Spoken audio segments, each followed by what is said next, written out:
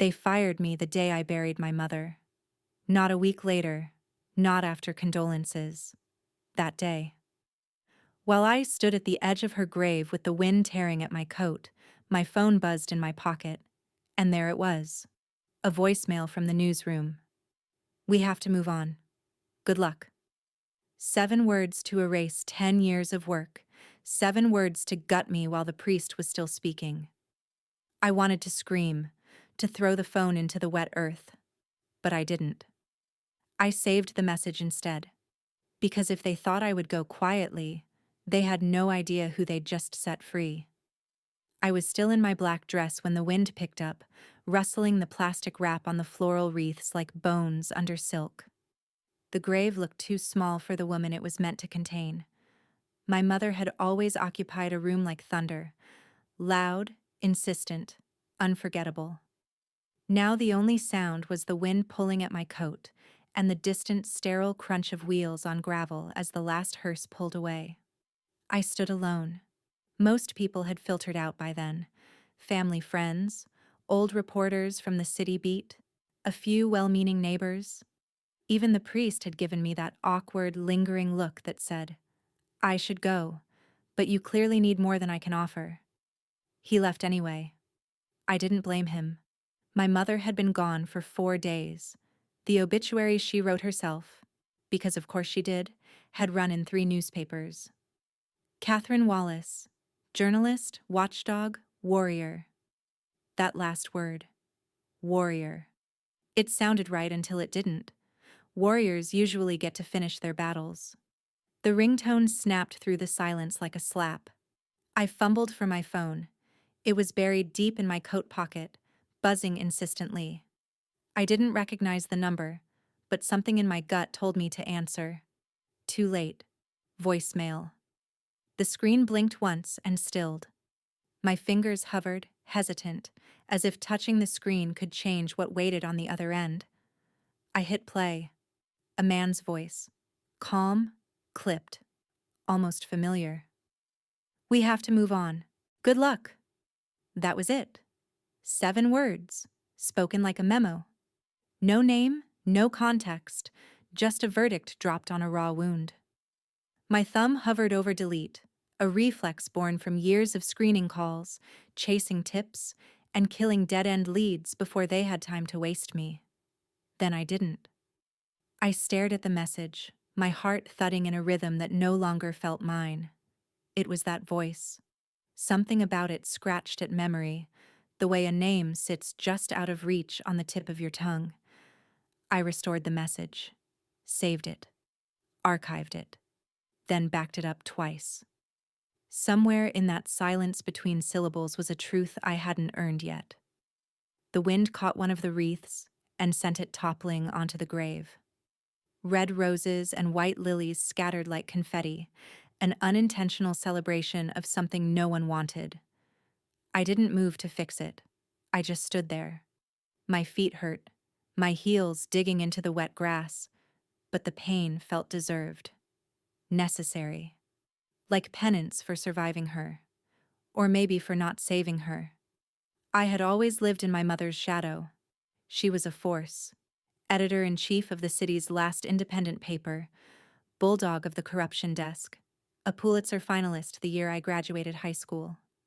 When she walked into a room, men twice her age shut up.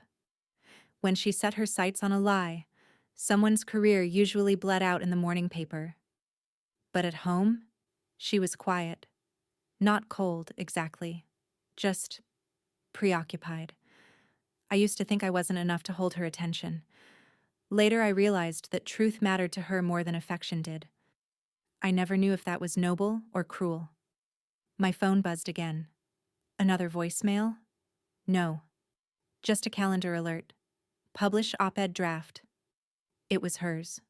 One of her many reminders synced to my devices from back when I was still her assistant, the year I gave up grad school to manage her calendar because she trusted me not to be an idiot with it. I dismissed the alert and turned away from the grave. I couldn't look at it anymore. It didn't look like closure. It looked like unfinished business. She was gone, but my questions had just started forming. What happened the week before her death? Why had she missed 3 editorial meetings after never missing one in 15 years?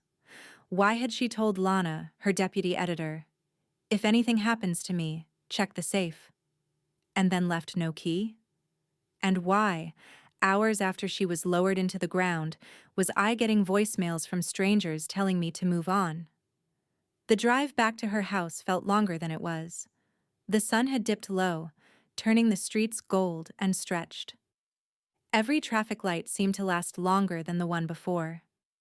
I tried to focus on breathing, on the feel of the steering wheel, on not screaming. Inside, her house smelled like lemon polish and old coffee. It always did. She was the kind of woman who worked 12-hour days and still ironed her bed sheets. Her desk sat untouched in the corner, a fossil of ambition. Stacked notes, highlighters, folders, and an old mug that read, "Good stories don't make friends." I touched nothing. Instead, I walked straight to the kitchen, pulled a bottle of wine from the fridge that wasn't mine, and poured a glass. My throat burned on the first sip. I hadn't eaten since morning, but the ache in my stomach had nothing to do with hunger. I sat at her table. The voicemail replayed in my head. "We have to move on. Good luck." That phrase, it wasn't a breakup message. It was a warning. A signal wrapped in pretense. Someone wanted me to stop before I even started. And the worst part? It was working. I picked up my phone again, listened to the message 3 more times. On the fourth, I noticed a faint click at the end, a background noise. Static maybe, or a door closing. I scribbled a note on the back of a receipt. Click. 1.8 sec in. Metal? Door? I stared at it for a long time. Eventually, I wandered into her study. Not to touch anything, just to be near it. The walls were lined with clippings, her stories, her takedowns, her triumphs. In the center was one I hadn't noticed before, a small framed letter, dated 2004, from the mayor's office, a commendation for journalistic integrity and commitment to civic truth. It was signed by a man now serving time for embezzlement. I laughed, sharp and bitter.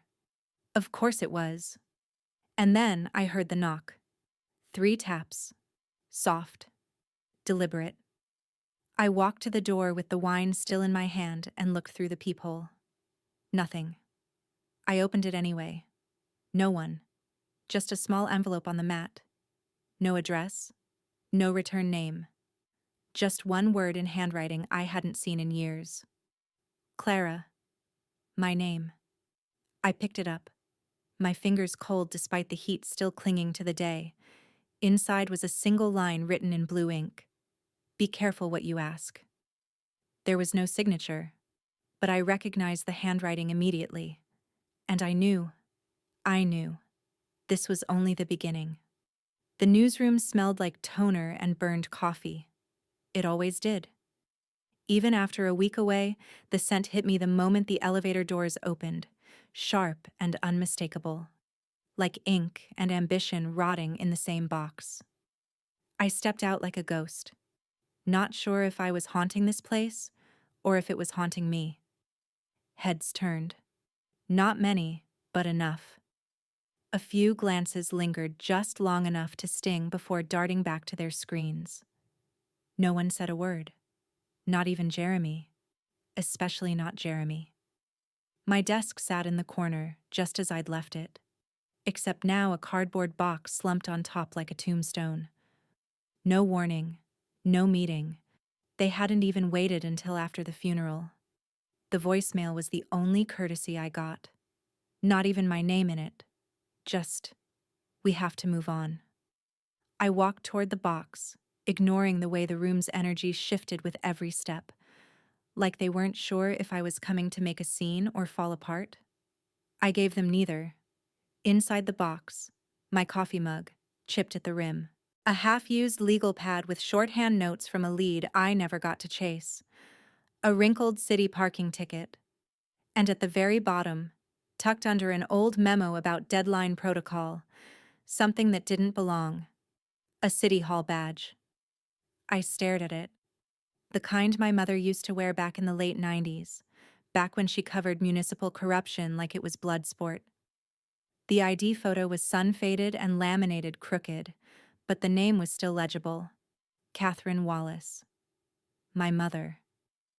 What the hell was it doing in my box? I turned it over. Nothing on the back but a smudge of old tape and a corner worn from years of use. I hadn't seen this badge in over a decade. She'd lost it. Said it slipped out of her notebook one day while she was chasing a story in the East District. She'd gotten a replacement. I remembered how pissed she was about it. Now here it was, in my things. As if someone had slipped it in quietly, hoping I'd find it.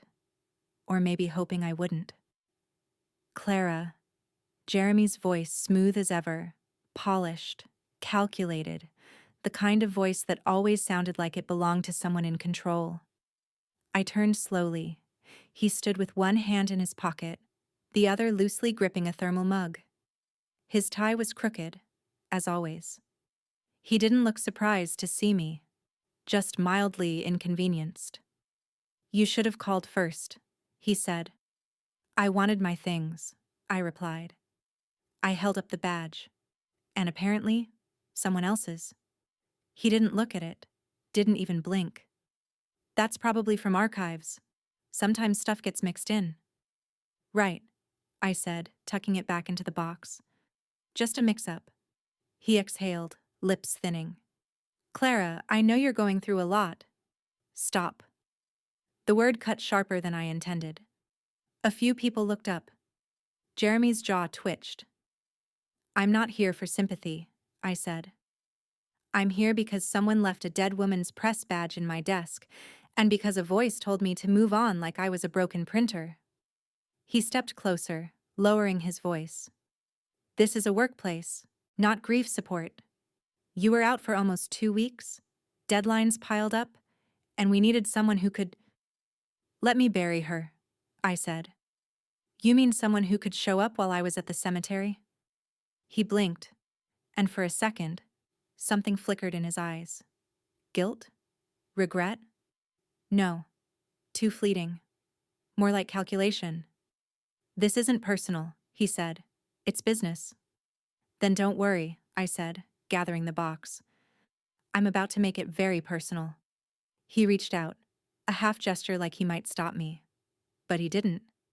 I walked out with my spine straight and my blood boiling. In the elevator, I stared at my reflection in the metal doors. My eyes were sunken, the dark circles worse than I thought. My coat was still wrinkled from the funeral.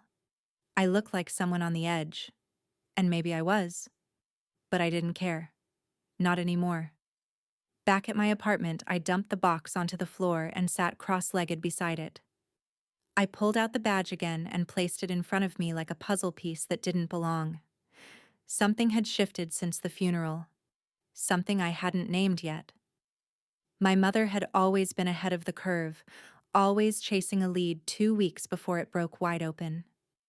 If she lost this badge, how did it end up in my box 10 years later, days after she died?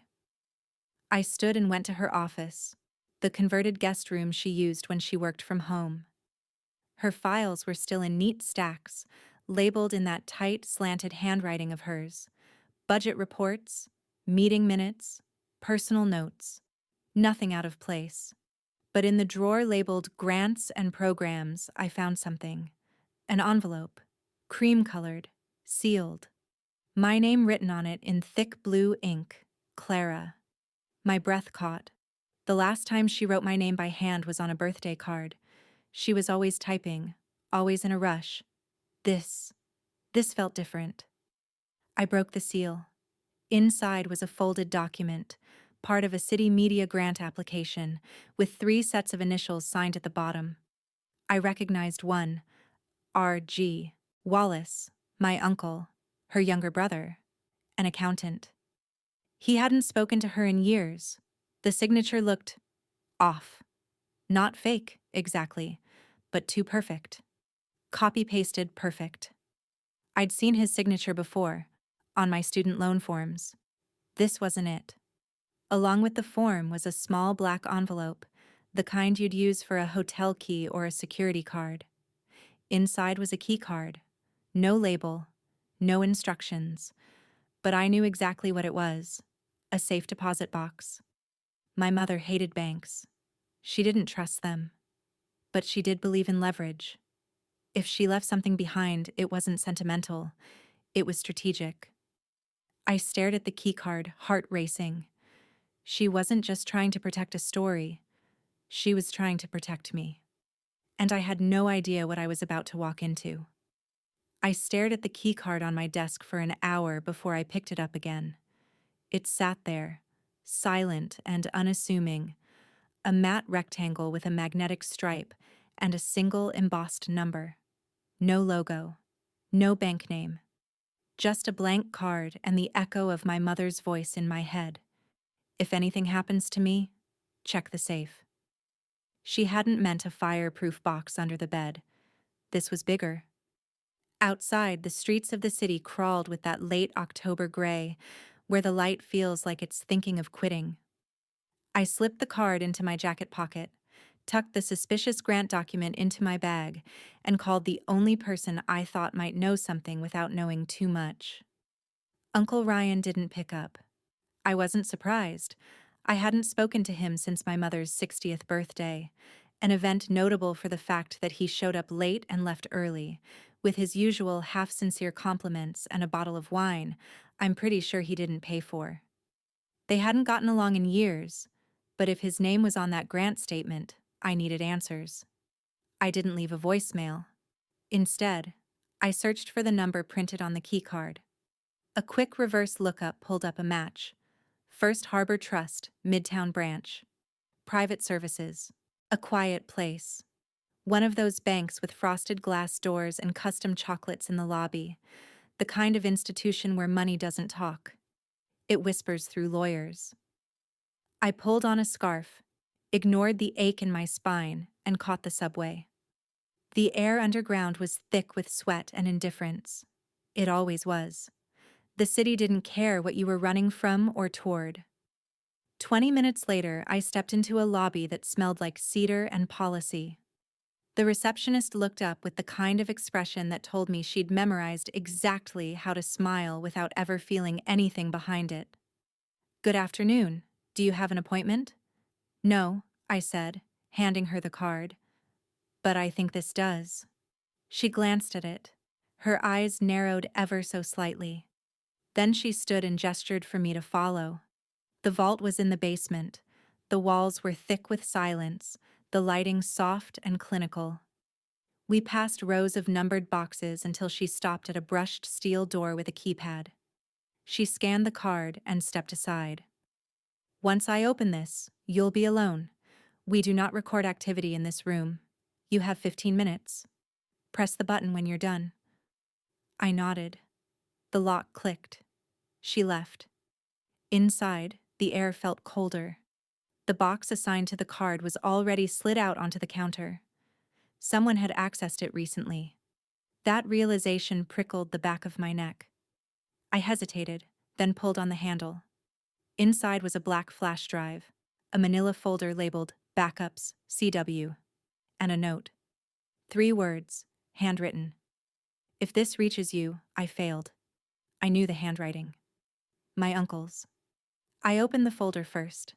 Inside, printouts of foundation balance sheets, old drafts of city media grant applications, and a list of education initiatives I'd never heard of.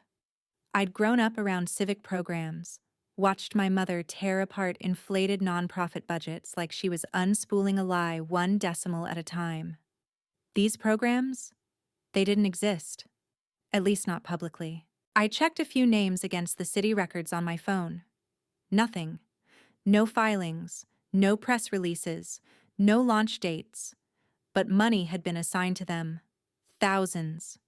In some cases, hundreds of thousands. The route was always the same. City fund, nonprofit shell, contractor, disbursement, offshore account.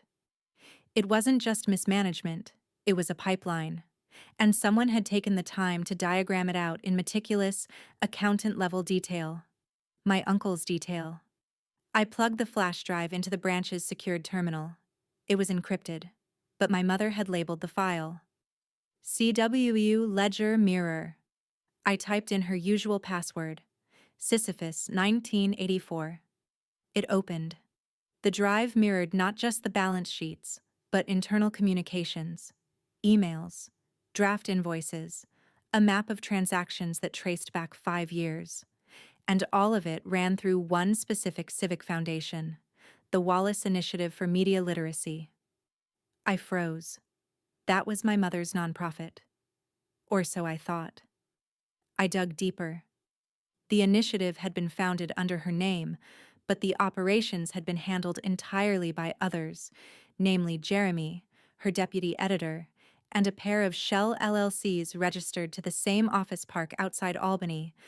One of the signatures approving the funding? R.G. Wallace, my uncle.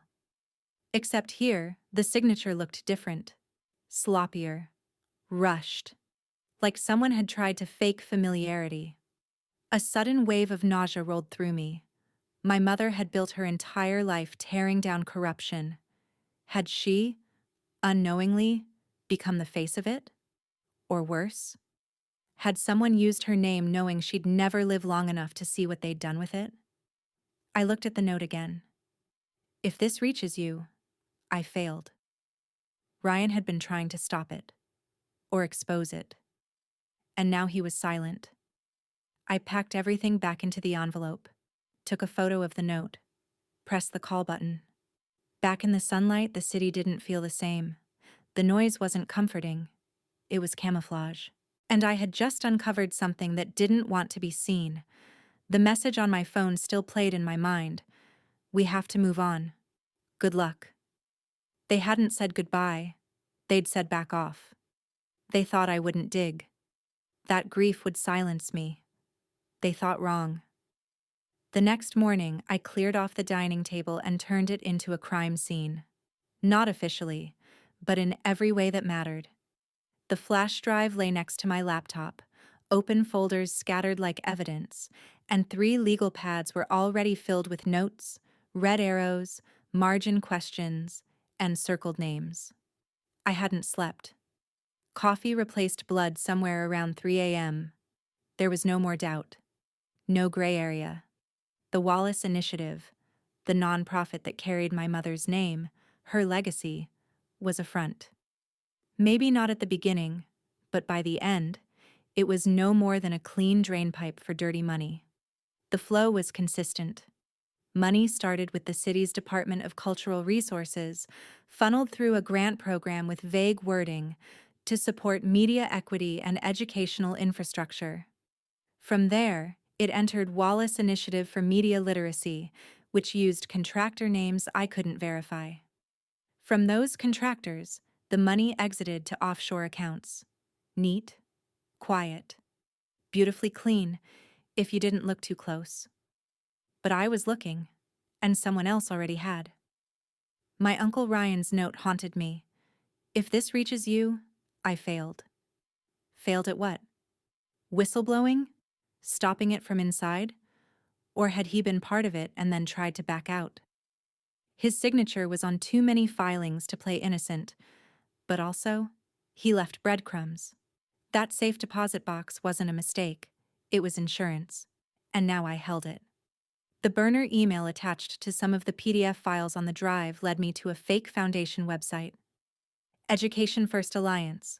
A homepage, a list of non-existent board members, and a contact page with a disconnected number. I ran the site's domain through a WOIS search. It had been registered through a masking service out of Switzerland. Someone went to a lot of trouble to look legit. Then I found the folder marked Drafts. Inside, a grant proposal saved under the name Media for Youth, Final, v2.docx. It had the same language I'd seen in the Wallace Initiative files, and at the bottom, a note from Jeremy. Yes, Jeremy. It was brief. Use this wording for next round. Funnel through MFY Shell.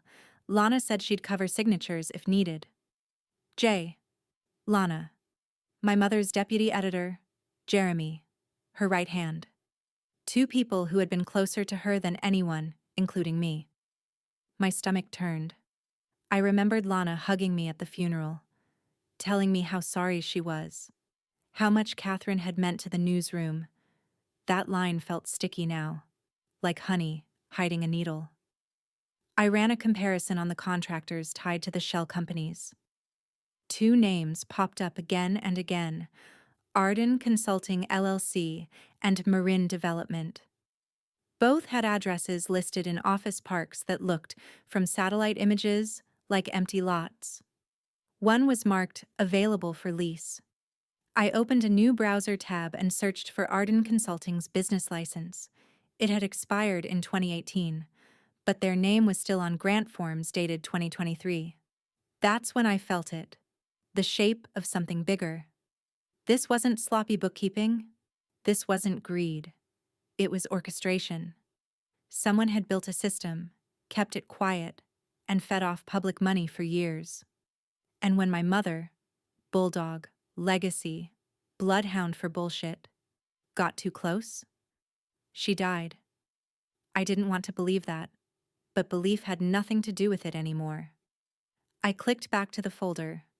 One document had a strange name, mirrormatch.rtf. It wasn't just a ledger, it was a script, an actual script. Talking points. For what looked like a presentation. I skimmed it. Wallace Initiative positioned as transparent oversight partner. Partnership with Mayor's Office pending, avoid direct claims. Public-facing focus, literacy workshops, youth digital safety. Internal routing confirmed, 10% processing held by MFY, remaining transferred quarterly to contractual shells. 10%. I did some fast math. Over the last 4 years, the Wallace Initiative had received $3.7 million in city grants. 10% of that was a quiet $370,000, skimmed before it even reached the fake contractors. Jeremy was drawing a salary from the paper and another from a shell he helped build. I sat back. My eyes ached. The back of my neck felt hot. There was still one last folder on the drive. I almost missed it. It was labeled CW Private, buried beneath the other directories. I clicked it open. Inside, audio recordings. I froze. There were 6 files, each titled with a date. I clicked on the most recent. My mother's voice came through, low and steady, a whisper recorded late at night. If you're hearing this, it means I didn't pull the lever in time. I should have shut it down when I saw the ledger, but I waited. I hoped. I thought I could fix it from inside. I was wrong. A pause. They used my name. That's what hurts most. They used my name to steal from the city, to wash money, to lie. And I let them, because I thought I still mattered. Turns out I was just leverage. Another pause. If it gets to Clara, she'll know what to do. She always asks the second question. My throat clenched. I hit pause before the rest of the file could finish. She'd left it for me. Not because I was her daughter, because I was her heir. In truth, in instinct, in fire. That's when I knew what I had to do. I wasn't going back to the paper. I wasn't giving this to any editor tied to city grants. I needed a publication with no funding strings, no partnerships, no favors owed. I picked up my phone and called Lana. It rang once. I hung up. I wasn't ready. Not yet. Instead, I called a name I hadn't used in years. The Spire, an independent newsroom that didn't take money from the city or its advertisers. They weren't big, but they were clean, hungry, and dangerous when pointed in the right direction. The editor, Lana Patel, different Lana, thank God, picked up on the second ring. This is Lana. My name's Clara Wallace. I have a drive, 6 fake nonprofits, and proof that the city's been laundering grants through a foundation named after my mother. Silence. Come in, she said, but we'll need legal to read every word. That's fine, I said. You'll want a whiteboard.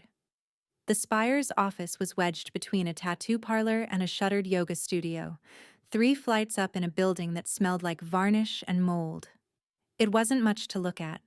Scuffed linoleum, buzzing fluorescents. But I'd read stories from this place that made city officials break into sweat. Truth lived here, even if it shared walls with a pipe leak and an overworked espresso machine. Lana Patel met me at the door. She looked exactly the way I remembered. Sharp-angled, wide-eyed, always dressed like she could run a meeting or a marathon depending on what the day needed. She didn't smile, not because she wasn't glad to see me, but because she didn't believe in wasting energy before the facts were in. "You brought everything?" she asked. I held up the flash drive, plus a folder with printouts of the most damning files. All of it, including an audio recording of my mother saying she waited too long. That made her flinch. Not much, but enough. Everyone in journalism knew Catherine Wallace. Some respected her, some feared her. Most, including Lana, probably fell somewhere in between. She led me past 3 desks, 2 interns, and a chalkboard scrawled with open investigations. I spotted a headline in progress written in all caps: "Follow the water permit money." We entered a glass-walled conference room that somehow felt more exposed than the street. Lana closed the door, dropped into a chair, and nodded for me to begin. I didn't bother with small talk. I started with the Wallace Initiative, how the grants had been assigned under vague language, funneled through nonprofits that only existed on paper, then pushed into offshore accounts through ghost contractors. I showed her the balance sheets, the scripts, the shell company addresses. I walked her through each layer like I was gutting a fish in slow, deliberate cuts. She didn't interrupt once. By the time I played my mother's voice, "If this reaches you," I failed. Lana was no longer leaning back. She sat forward now, hands steepled, eyes on the table like she was already diagramming the first layout. "This is real," she said finally. "Very. And it's dangerous," she added. "I'm not looking for protection," I said. "I'm looking for publication." She turned her chair slightly as if measuring me from a new angle. "And what do you want out of it?" I didn't flinch. Justice, exposure, and for the bastards who used her name to wash money to never sleep sound again. Lana tapped a pen against the table once, twice, then stopped.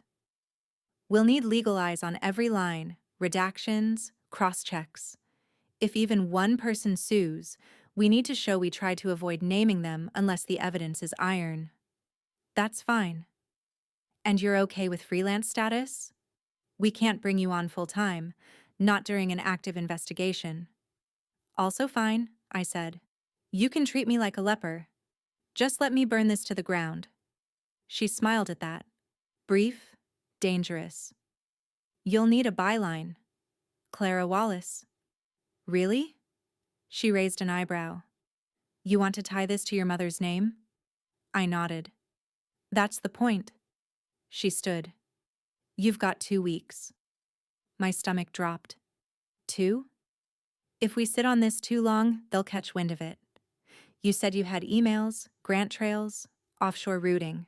If even one of those firms gets wind we're sniffing around, they'll fold faster than a lawn chair." 2 weeks, I repeated. "Legal included?" "Legal included. You'll work out of here. We have a spare desk and noise-canceling headphones." I followed her out of the room and into the newsroom. The intern, Devin maybe, glanced up from his screen and gave me a cautious nod. There was no welcome party. No applause. Just an empty desk and a login code taped to the monitor. Lana handed me a folder labeled Operational Agreements. "One condition," she said. "You run everything through me before publication. We verify. We redact. We avoid defamation. We do not hand them a lawsuit." I nodded. "And if we drop this," she added, voice low, "we hit dead center." I sat down and plugged in the flash drive. The first file I opened was the internal invoice trail for a 2021 media grant meant to sponsor digital literacy education for underserved youth. The Wallace Initiative had claimed it hosted 3 workshops. The names of the attendees had been listed as John Doe, Jane Doe, and test user. That alone would have made a great footnote. But the real kicker? The money, $92,000, had been marked as paid to Marin Development Group, one of the ghost contractors. And on that payment confirmation, I spotted a signature. It wasn't my uncle's. It was Lana Huerta, my mother's former deputy. My hands trembled slightly as I typed up my first paragraph. In the summer of 2021, the Wallace Initiative for Media Literacy reported a series of youth workshops designed to improve digital safety skills, but no students ever attended. In fact, no workshops were ever held. What did exist, on paper, was a trail of invoices routed through empty office parks and shell entities. Behind those documents sat signatures from the same trusted colleagues who had worked beside Catherine Wallace for more than a decade. People she trusted, people who knew her name, could open doors. I stopped. Read it twice. It was good. Clean. Strong. But it wasn't enough. Not yet. I reached for the folder with my mother's audio recordings. Played the second file. They think I'm blind. But I've followed grant lines before. This one's dirtier. And Jeremy. He's smarter than people give him credit for. I think he's behind the language. The structure. It's his fingerprints I keep finding. That was the first time she said his name. Jeremy. My old editor. The one who fired me during her funeral. The one who claimed, "This isn't personal." I scrolled back through the documents. Found his initials in margin notes on at least 4 grant drafts. Even one labeled internal only. I copied the paragraph I'd written and opened a new file. Title: The Man Who Sold Integrity for Subsidies. I stared at it for a long time before I hit save. 2 weeks. That's what Lana gave me. I didn't plan to waste a second. The first email came on a Thursday morning. Subject line: Please don't use my name. No greeting, no signature, just a single paragraph. I worked under Jeremy for 2 years. He had us sign NDAs for every grant we touched. Said it was standard legal protection. I believed him. We all did. But now I'm looking at these budget sheets and wondering if the signatures were even real. I can't go public, but I'll tell you what I remember. I stared at the screen, heart pounding. This wasn't just a paper trail anymore. It had a voice now. Fear, regret, maybe guilt, but a voice. I replied with a secure link and encrypted message instructions. 10 minutes later, I had screenshots of a redacted contract and a list of dates when payments were processed. They matched the shell transactions exactly. Over the next 3 days, more messages trickled in. Former interns, freelancers, 2 junior editors, all variations of the same confession. I thought it was normal. I thought it was above my pay grade. I didn't ask questions. One man, Rob, mid-40s, former grant writer, came to meet me in person. We sat in the back of a donut shop in East Harbor, surrounded by sugar and silence.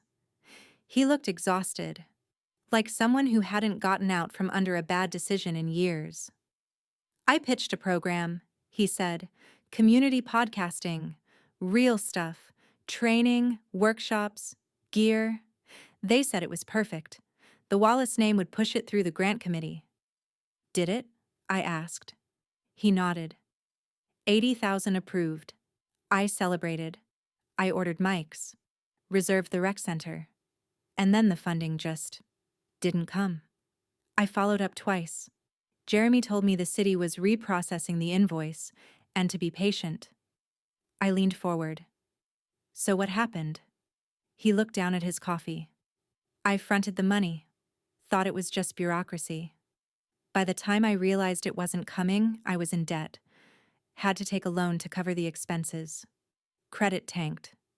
Project died. Did you get anything in writing? He nodded again, pulled out his phone, showed me an email from Jeremy. Appreciate you taking the initiative. We're all aligned on pushing this through the right channel. Remember, good partnerships are about trust. Let's not clutter things with too much paperwork. My blood went cold. Rob looked up. I didn't sign an NDA. I can go on record, just not with my photo. You sure? I asked. I lost 3 years to that lie, he said. It's time someone lost something back. Back at the Spire, I compiled everything: testimonies, NDAs, blurred documents with initials and dates, and handed them to legal. Lana sat next to me, reviewing the cross-reference spreadsheet I'd built. We marked every contractor, every phony nonprofit, every false invoice with color-coded tags: green for confirmed, yellow for partial, red for unverified. The wall above my desk was now covered in paper. Arrows, lines, names, some redacted, some underlined 3 times. And in the middle of it all, one word: Jeremy. He was the hub. Every route passed through him. Every dirty grant, every fake program, every invoice that bounced back with no follow-up. His email address was on 12 of the 25 shell entities' grant submissions. Always as review advisor, never as signer, never as direct beneficiary. Clever, but not careful enough. That's when his post went up. Late Friday night, 9:42 p.m., Jeremy posted on LinkedIn. Sad to see former colleagues weaponizing grief. I truly wish Clara Wallace healing. Sometimes we lash out when we're hurting. It was just vague enough to pass as pity, just pointed enough to paint me as hysterical. I stared at it. My jaw clenched. My first instinct was to reply, to quote him, to post the audio, the ledger, the fake contractors, the signatures. But Lana stopped me. If you hit back now, she said, you're doing exactly what he wants. Emotional equals unstable. Let him look like the one waving first. Instead, we crafted something better. A quiet page on the Spire's site. No social media links, no fanfare. Just a plain title: How City Money Vanished, a Map. We posted a single infographic, sanitized, redacted, no names, just the money trail. City fund to nonprofit to shell to offshore. With amounts, with timestamps, and a caption. Our full story is in legal review, but we believe the public deserves to see the shape of things. No anger, no accusations, just facts. Within hours, it hit niche forums, finance Twitter, investigative subreddit threads, anonymous whistleblower blogs. People didn't need names, they just needed to see the gears turning. The next day, I got a message from Lana Huerta, my mother's former deputy. It simply said, "You don't know what you're doing." I replied, "You're right. I'm doing what she couldn't." That night, I walked to my mother's grave. Not for peace, not for comfort. Just to tell her that I was still climbing, still asking the second question. And I wasn't afraid of ghosts. The call was set for 2:00 p.m., and every second before it ticked like a bomb I couldn't defuse. I'd rehearsed what I'd say, twice. Lana had warned me, if you bait a trap, you better damn well know where the spring is. But I wasn't nervous. I was livid, sharp, ready. The investor call had been weeks in the making. A Spire contact who used to audit shell companies in Eastern Europe posed as a media investor sniffing out low-profile nonprofits with flexible oversight. The email had been short, professional, and full of money. Jeremy replied within 6 hours. That was his weakness. He couldn't resist the chance to talk smart in front of someone with cash. He thought it would be a private pitch. He had no idea we'd be recording, with the investor's full consent, and that everything he said would be matched against a wall of already verified documents. At 2:00 p.m. on the dot, the call began. Lana and I sat across from each other, headphones in, legal monitoring from the next room. The voice on the line, our investor, introduced himself smoothly, and Jeremy, in that unmistakable eager tone, leaned right in. The Wallace Initiative is a great front-facing vehicle, Jeremy said. Legacy name, civic-friendly language, solid optics. The city loves giving to it because it doesn't look like a pipeline, but what we've built is actually more passive income-oriented. Low noise, no real programming, just paperwork and PR. I froze. Lana's eyes went wide and she mouthed, "Holy shit." Jeremy kept talking, confident, smug, as if his mouth wasn't digging his own grave. We keep it clean with what we call education echoes, press releases about seminars, youth programs, all that. No one actually attends, but we maintain mailing lists and recycle visuals. Funding gets routed to partner orgs, then contracted back through consulting shells. It's just fluid capital. Everyone wins. The investor asked him how it stayed legal. Jeremy chuckled. It's not illegal if it's not questioned. Look, the city's audit thresholds are laughable. We're careful with the language. Never promise outcomes, only support. The mayor's office signed off on this stuff for years. Then came the sentence that locked it. Even Catherine Wallace knew the value of branding. She didn't ask questions once she saw the grants growing. She was smart enough to know not to scratch at gold. I gripped the edge of the desk. Lana's hand found mine under the table. He was lying. My mother had scratched. And she'd died for it. The investor wrapped up with vague interest and said he'd follow up. We ended the call. Then I sat in silence. Every fiber of me wanted to burn the recording into the world right then and there. But Lana stood first. Tonight, she said. We drop the final files tonight. At the same time the call had wrapped, Jeremy posted a public refutation online, a LinkedIn article dressed in corporate velvet. It's come to my attention that false rumors are circulating regarding my work with nonprofit initiatives. I've always maintained transparency and ethical integrity, and I will not be intimidated by grief-fueled smears. Ms. Wallace is clearly dealing with loss. Let's respect her process, even if it's messy.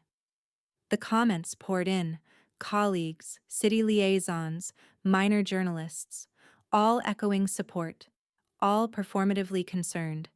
It looked clean, empathetic. But Jeremy made one mistake. He included a document scan in the post, meant to show evidence of his clean record. It was a composite of internal grant memos, polished, curated. I zoomed in. 2 dates didn't match the city grant logs.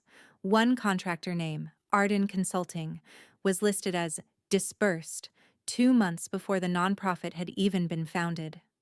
Lana and I posted a counter within the hour. Side-by-side document scans, real grant dates, contractor registration timelines, bank routing slips. No editorializing. Just overlays with black bars and one sentence, "What's truth if the math doesn't match?" It spread like wildfire. People didn't need a headline anymore, they saw the cracks. That night, the Spire went live with our full exposé, "The Man Who Sold Integrity for Subsidies." Lead byline, Clara Wallace. Front page graphic, a money route from city budget to offshore entities, labeled with fake seminar titles and contractor shells. A pull quote from Jeremy's call sat above it. It's not illegal if it's not questioned. The article covered everything. Emails, fake education programs, Rob's testimony, my mother's recordings. Each fact had a footnote. Each quote was legal reviewed. Jeremy didn't post that night. He didn't post the next day either. But someone did. One of the shell companies, Marin Development, quietly deactivated its domain. Arden Consulting's LinkedIn page disappeared. The Wallace Initiative's website began redirecting to a 404 page within 48 hours. Then came the texts. 2 ex-staffers who'd ghosted me for months suddenly wanted to talk. "I didn't know," one wrote. "I swear I thought it was a side project." The mayor's office issued a brief statement. We are looking into allegations involving misuse of education grants. The Spire's servers nearly crashed from traffic. Lana and I stayed late that night. We watched the read counter tick past 100,000. I didn't feel vindicated. Not yet. But I did feel the shift. The silence was broken, and when silence is gone, lies echo. By sunrise, the story had gone viral. Not just local viral, national. The Spire's front page led with a stark black banner, "The Man Who Sold Integrity for Subsidies." Byline, Clara Wallace. Under it, the subhead, "A 5-year corruption web hidden beneath the name of a journalist who stood for truth." This is what they built after she was gone. Inside, we laid everything bare. A diagram that looked more like a crime syndicate than a civic grant process. Circles labeled city funds, Wallace Initiative, ghost contractors, and offshore accounts. Arrows thick with flow amounts. 50K here, 200K there, millions overall. Every payment trail was sourced, time-stamped, and matched to internal memos and email headers. Rob's story led the human side, how an aspiring media educator ended up bankrupt after trusting Jeremy's empty promises. Beneath it, a quote from the city's own grant director in 2022, pulled from a now-archived Q&A. "The Wallace Initiative has been a model of civic partnership." That line hit hard, but what nailed it all into the wall was the audio. We embedded it halfway through the page, Jeremy's voice on a call with our undercover investor. "It's not illegal if it's not questioned. The Wallace name makes it smooth. That's the real value." People didn't even finish the article before they started sharing. Hashtags flooded in. Wallace leaks. Follow the funds. Jeremy unmasked.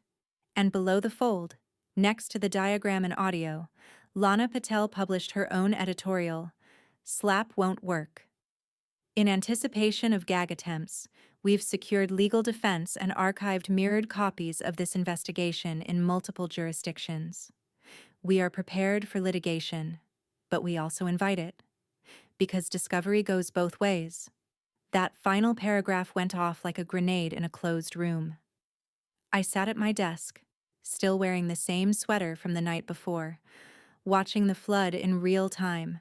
Comments, quote tweets, city officials scrambling with half-statements, and journalists reposting segments with phrases like "career ending," "breathtaking fraud," and "a betrayal of public trust." By noon, the Spire's phones wouldn't stop ringing. Lana stuck her head into the bullpen and shouted over the noise, "No live interviews without written questions. And someone get the Mirror archive online again. It's buckling under load." Jeremy, for his part, went quiet. He posted nothing. But at 3:27 p.m., he scheduled a press conference. The invite hit the city wire like a bad punchline. Clarifying statement regarding recent allegations. The image attached? Him in front of a bookshelf, smiling like someone whose house wasn't already on fire. We knew what was coming. Denial, misdirection, and, if he was smart, lawsuits. We were ready. Before the press conference even started, we updated the Spire homepage with a supplemental drop. Document composites. Not full raw files, just the black-barred portions with visible dates and signatures, matched to city records. We even added a new diagram, this time with initials next to each flow route. JW, LH, RGW, and at the bottom, "These are not theories, these are filings." The press conference began in the lobby of a law firm Jeremy once called invaluable in an interview about media ethics. He stepped up to the podium in a gray suit, dark circles under his eyes, no wedding ring. "Thank you all for being here," he began, voice thinner than usual. He launched into a pre-written statement, how this was a coordinated attack, how grieving family members sometimes misunderstand the scope of legacy operations, how the documents were manipulated. Then came the Q&A. And that's when it all started to unravel. First question. Mr. Westbrook, how do you explain dispersing funds to a contractor that wasn't legally registered until 2 months after the payout? He blinked. Second question. Did you approve seminars that had 0 registered attendees but claimed full capacity on the grant reports? He stammered. Third question. Are you willing to release the unredacted internal communications from your tenure with the Wallace Initiative? Silence. By the end of the hour, he had no script left. His lawyer pulled him off stage. The live stream cut early. Comments poured in faster than they could moderate them. By sundown, Jeremy's name was wiped from the initiative's website. The page now read, "This organization is currently under administrative review." And investors? They vanished. Publicly. Marin Development? Dissolved. Arden Consulting? Domain seized. Education First Alliance? Registered to a fake postal drop? Now deactivated. City Hall released a one-page statement at 5:12 p.m. In light of credible evidence of grant fraud, we are initiating a full audit of all partnerships with the Wallace Initiative and associated entities. The SEC followed an hour later, investigating alleged offshore routing of public funds linked to nonprofit fronts. It was done. We didn't just break the story, we cracked the machine. And still, I didn't feel finished.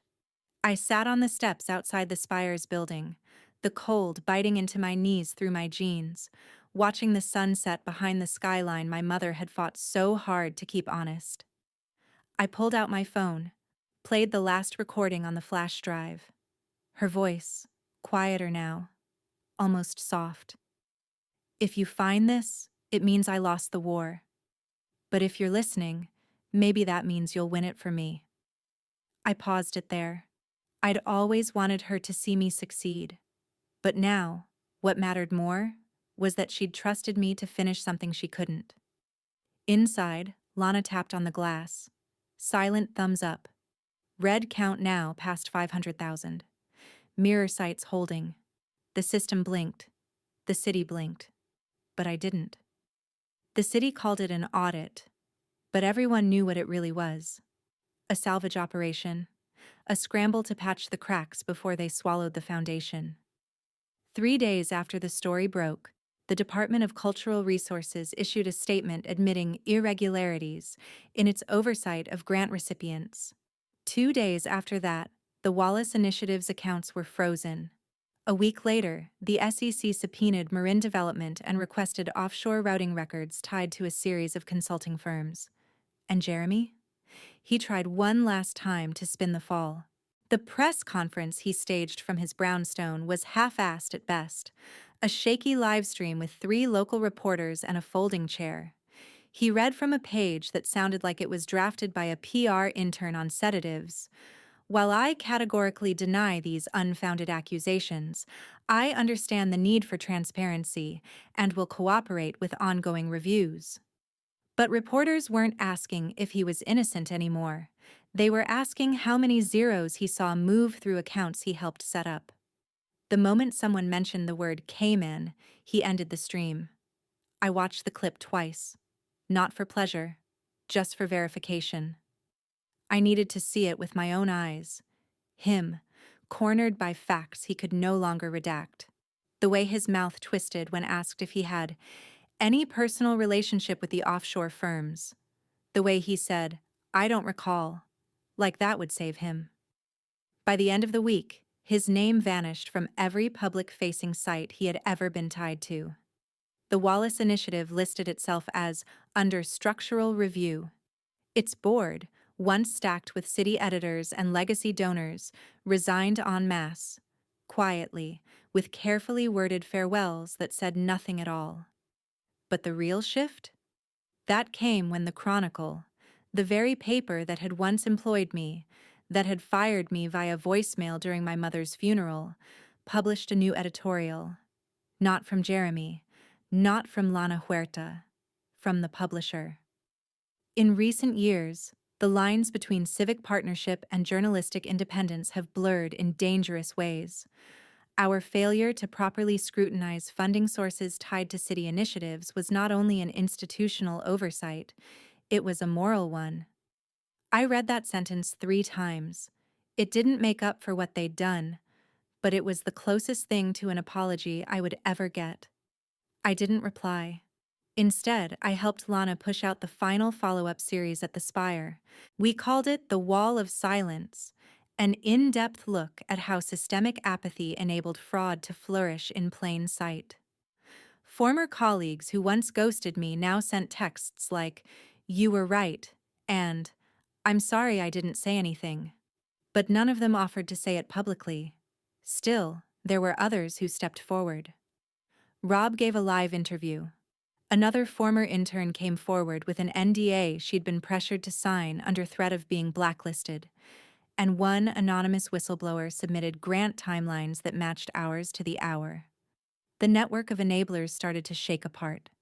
No arrests yet, no perp walks, but there was noise in the halls that used to be quiet. Legal reviews, HR shakeups, foundations quietly deactivating accounts. And then came the call. A lawyer representing the Wallace Initiative's interim board wanted to speak with me. Off the record. I met her in a coffee shop near campus, same one I used to go to after lectures with my mother. She was young, nervous, and tried to lead with warmth. "Ms. Wallace, we're very sorry for your loss, and for how this entire situation unfolded." I just looked at her. Waited. She cleared her throat. "The board is considering a rebrand, a total restructuring, but before that, we'd like to offer you stewardship." I blinked. "Of the initiative?"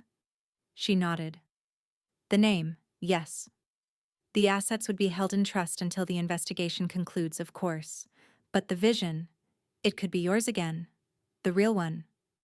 I almost laughed. "This isn't about honoring her," I said.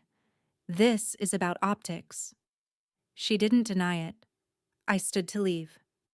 "Tell your board the Wallace name isn't for laundering. Not money. Not guilt." Outside, I lit a cigarette I didn't really want. Just needed something to do with my hands. The wind felt cleaner that afternoon.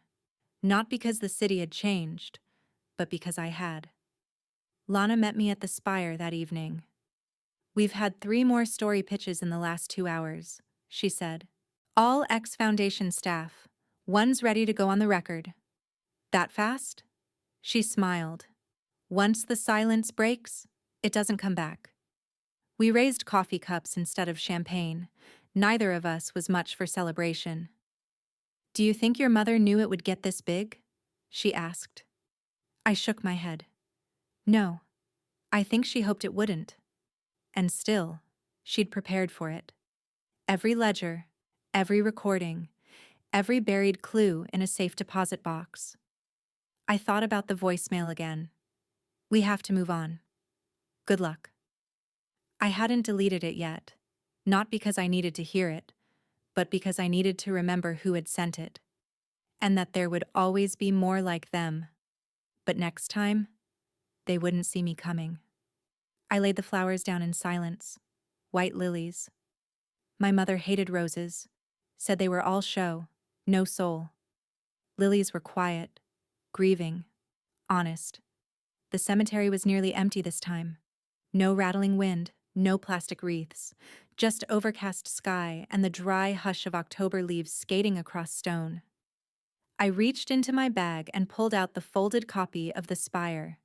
Front page creased from overhandling, edges softened like something ancient and holy. The headline still hit like a verdict: "The Man Who Sold Integrity for Subsidies." By Clara Wallace. I placed it next to the bouquet, anchored with a small river stone I'd carried from her favorite park.